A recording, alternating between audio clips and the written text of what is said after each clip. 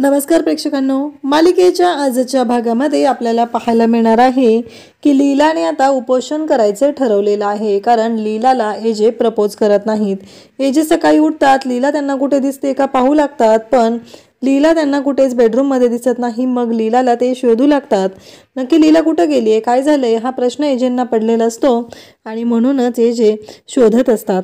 आणि जेव्हा इकडे खाली सर्वजण एकत्र बसलेले आहेत, एकत्र जमलेले आहेत, तिथे लीलाने लिहिलेलं आहे की लीला जहागीरदार यांचे उपोषण. मग लीलाने आता अन्न पाणी काहीही घ्यायचं नाही हे ठरवलेलं आहे आणि तिने उपोषणाला बसलेली आहे. हे उपोषण करायचं तिने ठरवलेलं आहे. त्याचं एकमेव कारण म्हणजे एजेंनी तिला प्रपोज केलं पाहिजे, यासाठीच तिचा हा सगळा अट्टहास असतो आणि एजे तिला प्रपोज करावे म्हणूनच ती हे सर्व करत असते. त्यानंतर आपल्याला पाहायला मिळतं एजे खाली येतात आणि पाहतात तर काय, त्यांना धक्का बसतो. तेव्हा एजे म्हणतात की हे काय चाललंय नक्की, कशासाठी हे सर्व. तेव्हा आजी सांगते की अरे काल पण तिनं खाल्लेलं नाही, आज सकाळपासून पाणी वगैरे काहीच घेतलेलं नाही.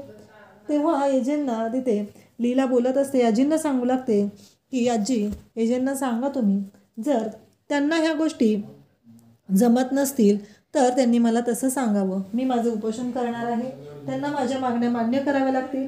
जर त्यांनी माझ्या मागण्या मान्य केल्या नाहीत तर माझे हे उपोषण चालूच राहणार आहे. तेव्हा एजे म्हणतात की लीला, कळतंय का तुला, काही खाल्लेलं नाही आहेस तू, त्रास होईल तुला, असं म्हणत एजे लीलाची समजूत घालत असतात. परंतु एजेंना माहीत नसतं की जोपर्यंत लीलाची इच्छा पूर्ण होणार नाही तोपर्यंत तिचं हे उपोषण मात्र चालूच राहणार आहे.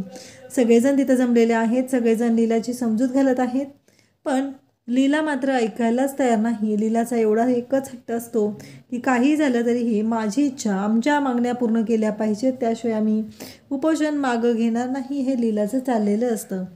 त्यानंतर आपल्याला पाहायला मिळतं की आजी वगैरे सर्वजण तिथं असतात. आजी म्हणत असतात की आदिराम असं काय करतोय रे, काय सांगितलं तिनं ते ऐक ना तिचं, तू असं नको करूस, असं म्हणत आजींनी लीलाचीच बाजू घेतलेली आहे आणि लीलाची बाजू घेऊनच त्या लीलाशी बोलत आहेत. तेव्हा मात्र इकडे सगळ्यांना धक्का बसलेला आहे, सगळेजण पाहत आहेत आणि त्यावेळेस दुर्गा, सरस्वती, लक्ष्मी यांनाही खूपच आनंद झालेला असतो. कारण एजेंनी आता लीलाला इग्नोर केलेलं असतं आणि एजे तिथून निघून गेलेले असतात. त्यानंतर लीला म्हणत असते की आजी, येतील ना एजे परत, सांगतील ना मला, नाही तुम्हाला माहिती आहे ना मला भूक सहन होत नाही आहे आणि मग मी अशी उपाशी राहिली तर. तेव्हा आजी म्हणतात की असं काय करतेस, मला माहिती आहे ना हे सगळं, तू उपाशी कशी राहशील, मी आहे ना सोबत, मग उपाशी राहायचा प्रश्नच येत नाही, असं आजी सांगू लागतात. त्यानंतर आपल्याला पाहायला मिळतं की दुर्गा, सरस्वती, लक्ष्मी यांनी खूप सुंदर असा ब्रेकफास्ट बनवलेला असतो. ब्रेकफास्टला सगळे लीलाच्या आवडीचे पदार्थ बनवलेले असतात आणि मग ते पदार्थ घेऊन त्या डायनिंग टेबलवरती आलेले असतात. समोसे असतात, दहीवडे असतात, त्याचबरोबर बऱ्याच गोष्टी असतात, साजूक तुपातला शिरा असतो. एवढा छान असा वेगवेगळा ब्रेकफास्ट बनवलेला असतो आणि मग इकडे लीलाच्या तर तोंडाला पाणी सुटायला सुरुवात होते. लीला म्हणते हे सगळं माझ्या आवडीचंच आहे ना. त्याचवेळी प्रमोद, विराज सर्व तिथं आलेले असतात, सर्व पाहत असतात.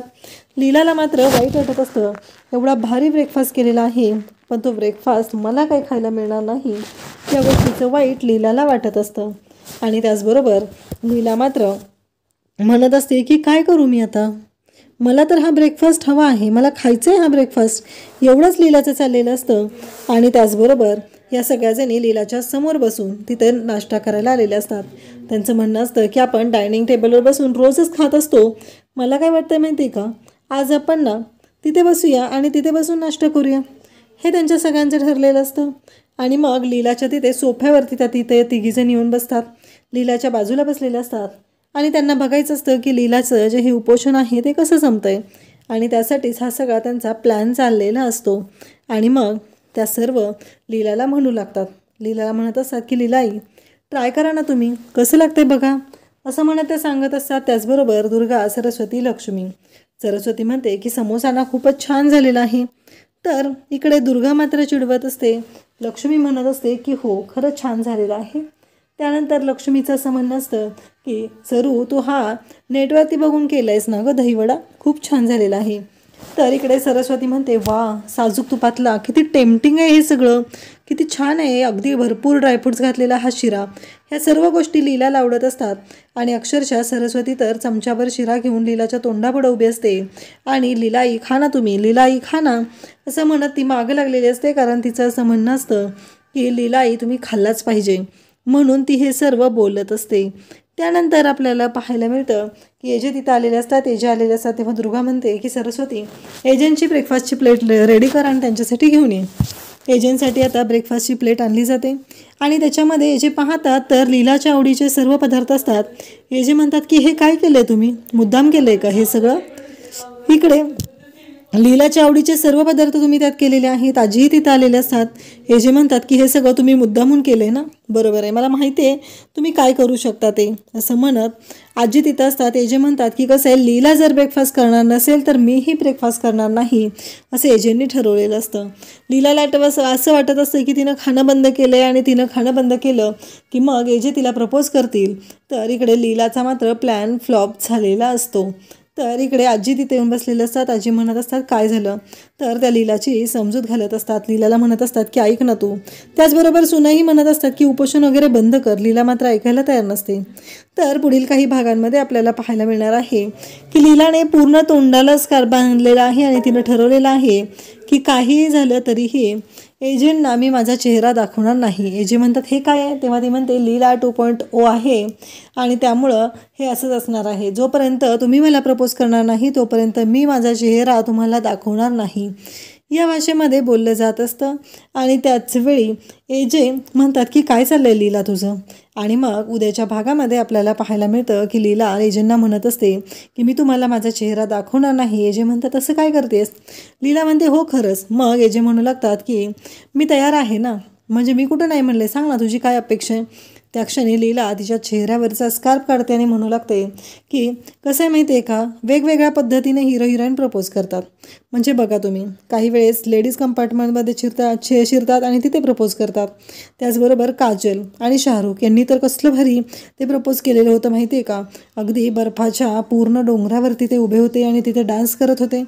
लीला त्या क्षणी त्या बेडवरती जाऊन चढते आणि नाचू लागते आणि म्हणू लागते की मलाही तसंच करायचं आहे, मला तसंच प्रपोज हवं आहे असं म्हणत लीलाही नाचायला लागलेली असते. एजे तिच्याबरोबर असतात आणि मग लीला मात्र एजेंच्या अंगावरती उडी मारते. तशी एजे तिला सावरतात कारण लीला तर पडणार असते. पण एजेंनी लीलाच्या मनासारख्या गोष्टी करायचं ठरवलेलं आहे आणि शेवटी लीलाला आता सवय लागत चाललेली आहे की तिनं असं काही केलं की एजे मात्र तिच्या मनासारख्या गोष्टी करत असतात. आणि आता लीला ही एजेंटच्या मिठीत आलेली असते. अशाच अपडेटसाठी चॅनलला सबस्क्राईब करा. थँक्यू.